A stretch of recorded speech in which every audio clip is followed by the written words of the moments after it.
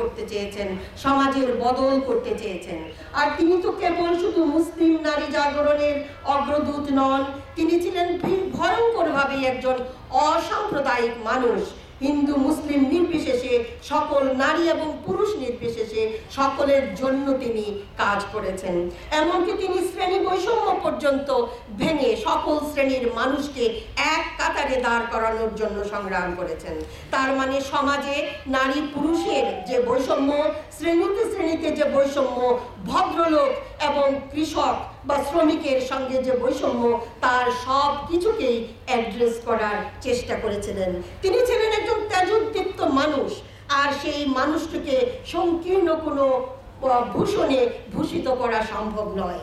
তার লেখনীর কষাঘাতে তিনি তীব্রভাবে, তীক্ষ্ণ ভাষায় আক্রমণ হেনেছেন। তখন মনে হবে তিনি বিপ্লবী, তিনি সমাজকে উপড়ে ফেলে দিতে চেয়েছেন। যা কিছু সমাজের পথে অন্তরায় হয়ে দাঁড়ায়, মানুষের অগ্রগতিকে ব্যাহত করে, তার সব কিছুকে উপড়ে ফেলার জন্য যতটুকু কঠিন ভাষায় লেখা সম্ভব, তা কোনো কাজ করে যে তার আঁচলের নিচে গিয়ে লুকোতে হচ্ছে। এখান থেকে আমি এটাও মেনশন করতে চাই যে তিনি যেমন শক্তিশালী ভাষা প্রয়োগ করেছিলেন সমাজ বদলের জন্য, তিনি ব্যঙ্গ করেছেন, অনেক শক্তিশালী ব্যঙ্গ আমরা দেখি। তার অনেক আক্রমণ হানার জন্য তিনি ব্যঙ্গ সাহিত্যকে অবলম্বন করেছিলেন, যেটি আমরা দেখি ফরাসি বিপ্লবের সময় ভলটেয়ারের লেখনীতে।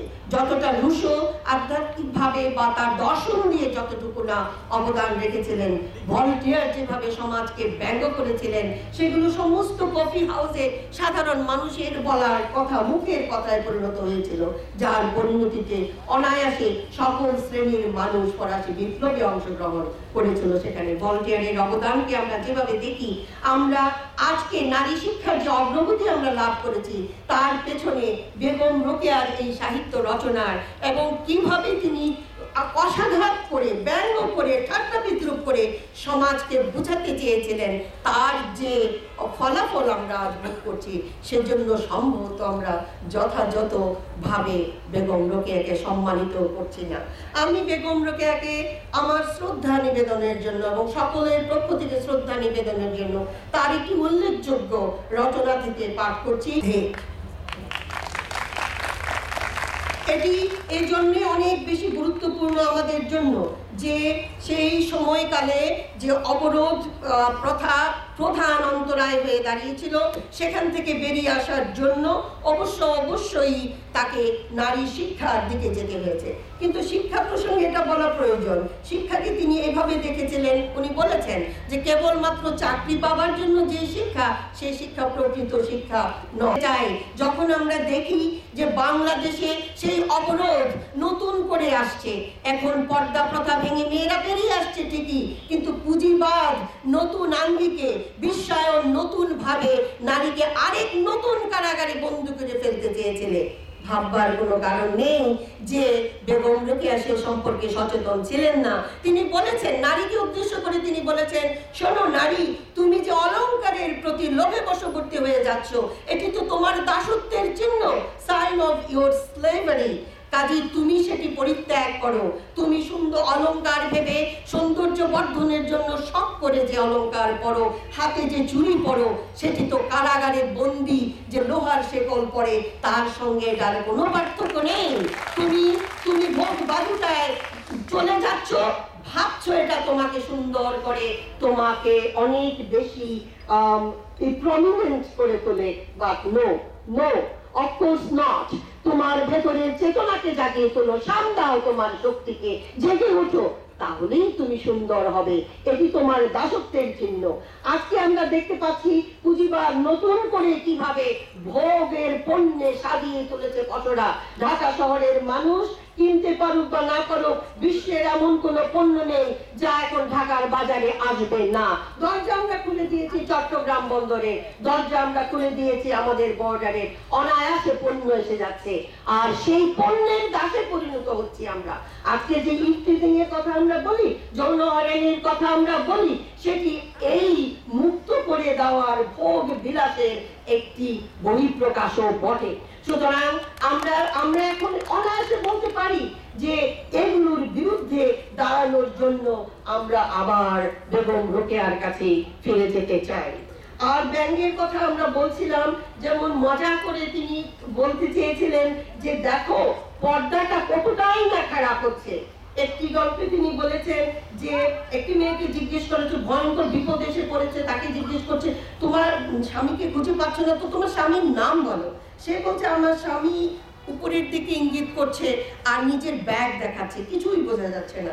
যাই হোক, পরে যখন তার স্বামী আসলেন বোঝা গেল তার নাম হচ্ছেন আফতাব ব্যাগ। তার মানে হচ্ছে আফতাব মানে আকাশের দিকে দেখাচ্ছিলেন এবং ব্যাগকে তিনি বলছিলেন যে এই হচ্ছে তার নাম। এভাবে উনি দেখাতে যে কি করে নারীকে পঙ্গু করে ফেলা হচ্ছে, বা চোর এসে যখন তার গা থেকে গয়নাগুলো নিয়ে যাচ্ছে তবু সে জোরে সোরে উচ্চারণ করতে পারছে না, যে কারণ এতে তার পর্দা নষ্ট হবে। এভাবে তিনি পর্দাকে ভয়ঙ্করভাবে আক্রমণ করেছেন। কিন্তু আবার এটা লক্ষণীয় যে তিনি যখন বিদ্যালয় স্থাপন করেছেন নারী শিক্ষার জন্য, বাড়ি বাড়ি ঘুরে যখন তিনি শিক্ষার্থী সংগ্রহ করেছেন, উজ্জীবিত করেছেন মাদেরকে, বাবাদেরকে, মেয়েদেরকে স্কুলে পাঠানোর জন্য, এই কাজটি করতে গিয়ে তাকে অনেক পরিশ্রম করতে হয়েছে। আর তিনি সেটি করেছেন পর্দানসীন হয়েই, কারণ তিনি ভেবেছেন যে বড় কাজ তাকে করতে হবে, যে লক্ষ্যে তাকে যেতে হবে, সেটি করার জন্য কৌশল হিসাবেই তিনি ধরে নিয়েছিলেন তার নিজেকে তিনি এমনভাবেই উপস্থাপন করতে চেয়েছেন যেন তিনি বড় কাজটি করে ফেলতে পারেন।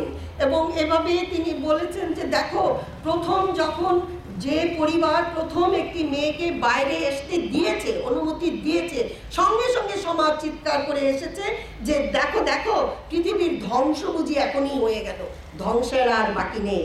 ঠাট্টা করে তিনি বলেছেন ধ্বংস কি হয়েছে? না, হয়নি।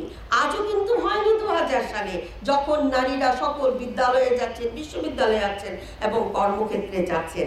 কাজে সমাজ যে সমকক্ষ হওয়ার জন্য কেন?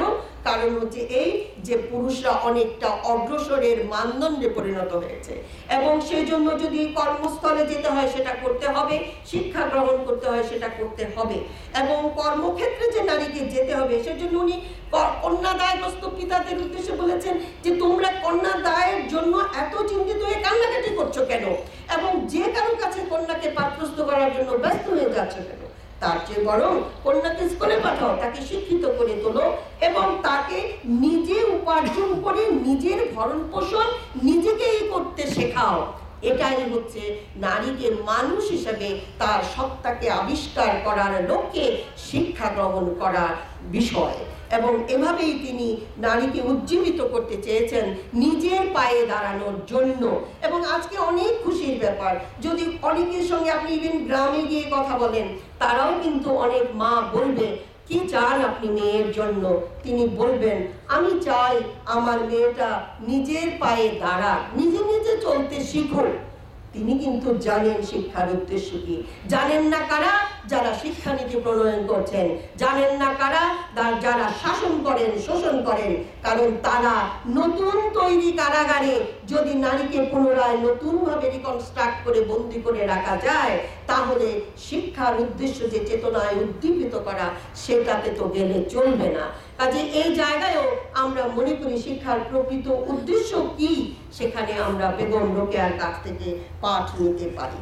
আর আরো বড় কথা হচ্ছে এই সুলতানার স্বপ্নে তিনি আমাদের সামনে একটি পরিষ্কার কল্পলোক উপহার দিয়েছেন। হ্যাঁ, মনে হয় এটি কল্পলোক, কিন্তু এর পেছনে একটি উদ্দেশ্য আছে। তিনি যখন নারী পুরুষ বৈষম্যের কথা বলেছেন, অবরোধের কারণে নারীর বঞ্চনা, প্রবঞ্চনা এবং ক্ষতিগ্রস্ত হওয়ার কথা, নারী অগ্রগতির পথে বিরোধিতার কথা বলেছেন, তারপরও যখন সমাজ বদলায় না, তখন তিনি রোল মডেলটা বদলে ফেলতে চেয়েছেন।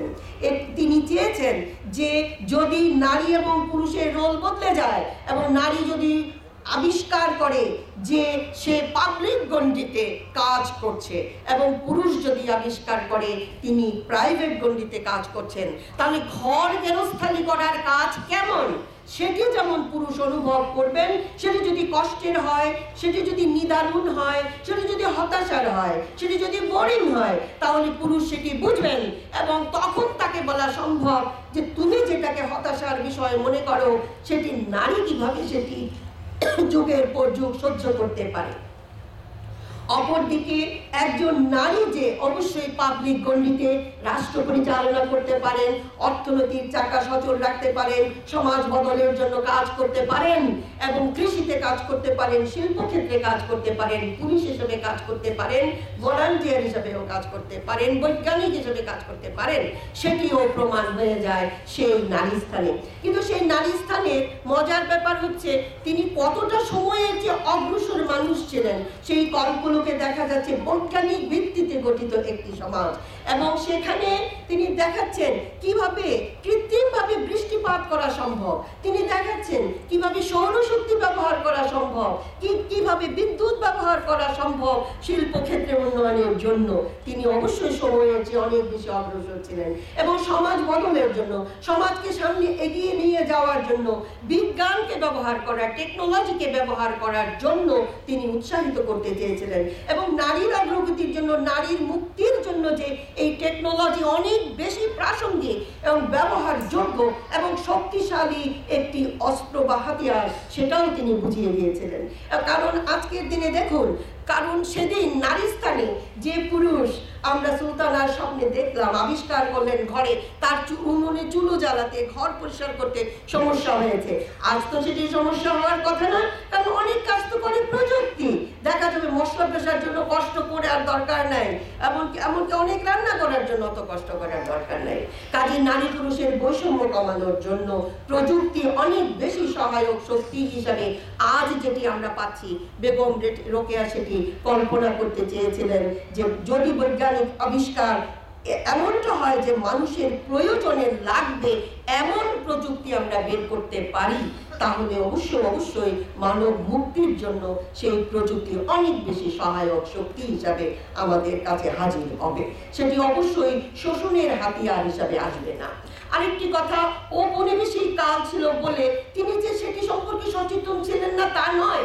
সাম্রাজ্যবাদী শক্তি কি করে শোষণ করে তিনি অনেক ভালো করে বুঝেছিলেন বলে তার জ্ঞান ফল যে রচনাটি আছে সেটিতে আপাতত মনে হবে যেন একটি ধর্মের মিথের ভিন্ন ব্যাখ্যা তিনি দাঁড় করাচ্ছেন, যেটি আছে আদম এবং হাওয়া স্বর্গরাজ্যে ছিলেন, সেখানে হাওয়াই খেয়েছিলেন একটি ফল যাকে বলা হয় যে নিষিদ্ধ ফল, এবং এক ধর্মে এক ধরনের ব্যাখ্যা দেওয়া হয়, সে কারণেই অধঃপতন হয়েছে মানব জাতি। বেগম রোকেয়া সেটিকে রিইন্টারপ্রিটেশন করে, রিরাইট করে বলতে চেয়েছেন না না, সেটি নিষিদ্ধ ফল তো ছিল না, সেটি ছিল জ্ঞান ফল।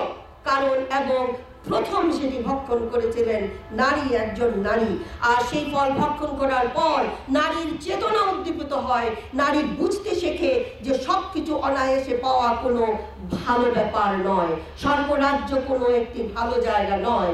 অবশ্যই নিজে উপার্জন করা, নিজের শ্রম ব্যবহার করা, নিজের মেধা ব্যবহার করা, চিন্তা করে বের করা, নিজের কল্যাণের জন্য, নিজের প্রয়োজনের জন্য নিজে কাজ করাটা নিজের সত্তাকে আবিষ্কার করার নাই। এবং এত কিছু জ্ঞান সেই জ্ঞান ফলের কাছ থেকেই এসেছিল এবং সেটিই হাওয়া, বিবি হাওয়া প্রথম বুঝেছিলেন। সুতরাং নারী সেই জ্ঞান ফল খেয়ে জ্ঞানী হয়েছিলেন প্রথম। কিন্তু দেখা যাচ্ছে যখন কিনা সমাজ বুঝে গেছে জ্ঞান একটা শক্তি, জ্ঞান একটা পুঁজি, জ্ঞানকে হাতে রাখলে শোষণ করা যায়, শাসন করা যায়, তখন তিনি বলেছেন পুরুষতান্ত্রিক সমাজ তখন জ্ঞান অর্জন থেকে নারীকে বঞ্চিত করতে চেয়েছে, তাকে ঘরে ঠেলে দিতে চেয়েছে। একইভাবে তিনি বলেছেন দেখো ঔপনিবেশিক শক্তি কি করছে, তারা সায়েন্স ডেভেলপ করেছে, টেকনোলজি ডেভেলপ করেছে, তারা যুদ্ধাস্ত্র ডেভেলপ করেছে, তারা অনেক বিষয়ে জ্ঞানী হয়েছে, সেই জন্য অল্প কয়েকজন মানুষ সমুদ্র পাড়ি দিয়ে ভারতবর্ষে আসলো, ভারতবর্ষের এত লক্ষ কোটি মানুষ সেটি ঠেকাতে পারলো না, কারণ সে জ্ঞান দিয়ে তোমাদের উপরে জয়ী হয়েছে। সুতরাং যদি ঔপনিবেশিক শক্তিকে হারাতে হয় তাহলে সেই জ্ঞান দিয়েই হারাতে হবে, জ্ঞানী হতে হবে। সুতরাং জ্ঞান অর্জনের রাস্তা কখনো বন্ধ করা যাবে না, এবং প্রকৃত জ্ঞান অর্জন করতে পারলেই কেবলমাত্র সেই সাম্রাজ্যবাদী শক্তিকে ঠেকানো সম্ভব হবে। আজ এই মঞ্চে দাঁড়িয়ে অবশ্যই আমরা উপলব্ধি করছি, আমি উপলব্ধি উপলব্ধি করছি এবং আপনাদের সঙ্গে শেয়ার করতে চাই যে বর্তমানের বিশ্বায়নের কালেও দেখুন কিভাবে আমাদের জ্ঞানগুলোকে হারিয়ে ফেলছি। আমরা কৃষিতে কি উৎপাদন করি, কি করব, কত ভ্যারাইটি ছিল আমাদের কৃষি বীজের, সেগুলো আমরা হারিয়ে ফেলছি। আমরা আমাদের উৎপাদন পদ্ধতি প্রকৃতির সঙ্গে মিলেমিশে কিভাবে ব্যালেন্স করে এনভায়রনমেন্ট রক্ষা করে আমরা উৎপাদনে যেতে পারতাম, আমাদের সে জ্ঞান নাই।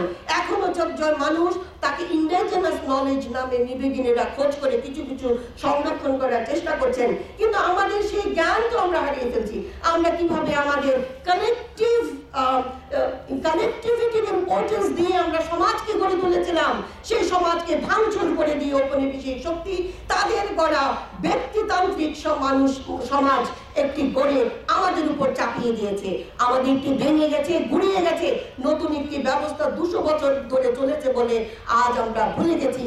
যদিও সংস্কৃতি বহুতা নদীর মতো বয়ে চলেছে আমাদের শিরায় শিরায়, হয়তো বা কোথাও সেই জ্ঞান লুকিয়ে আছে, সেটি কিন্তু আবার উদ্ঘাটন করতে হবে, আবার দেখতে হবে। যদি বিশ্বায়নের শক্তির সঙ্গে লড়াই করে বাঁচতে হয়, নিজের সেই জ্ঞানের শক্তি দিয়েই কিন্তু আমাদের বাঁচতে হবে। আর আমাদের বাঁচা ওই শক্তি করে দেবে না। আমাদের সম্পদ লুট করার জন্য তারা এক পায়ে খাড়া। উইকিলিক্সের যে রিসেন্ট আমরা তথ্যটি পেলাম, সেখান থেকে তো এটা পরিষ্কার। একজন ব্যক্তি, দেখুন প্রযুক্তিগত সহায়ক, একজন ব্যক্তি এখন এত ক্ষমতাশালী হয়ে গেছেন কারণ তার কাছে আছে জ্ঞান, তার কাছে আছে সিক্রেট নলেজ। যে সিক্রেট নলেজ দিয়ে, ইনফরমেশন দিয়ে সাম্রাজ্যবাদী শক্তিগুলো সারা বিশ্বে রাজত্ব করতে চায়, যুদ্ধ বাঁধাতে চায়, সারা বিশ্বের সম্পদ লুট করে নিয়ে যেতে চায়। তাহলে আমরা যদি প্রকৃত জ্ঞান অর্জন করি, আমরা যদি শুধুমাত্র মুখস্থ বিদ্যার দিকে না যাই, আমরা যদি শুধুমাত্র প্রেসক্রাইবড কিছু জ্ঞানের বাইরে নিজের সৃষ্টিশীলতাকে আবার আবির্ভাব ঘটাতে পারি, নিজের জ্ঞানকে খুঁজে পাই, চেতনা দীপ্ত হই, নিজেদের মতো উপযুক্ত সমাজ, অ্যাপ্রোপ্রিয়েট সমাজ গড়ে তুলতে পারি, তাহলে কেবলমাত্র নারী পুরুষের বৈষম্য নয়, সকল প্রকার বৈষম্য কাটিয়ে একটি জাস্ট সোসাইটি নির্মাণ করা আমাদের পক্ষে অবশ্যই সম্ভব হবে।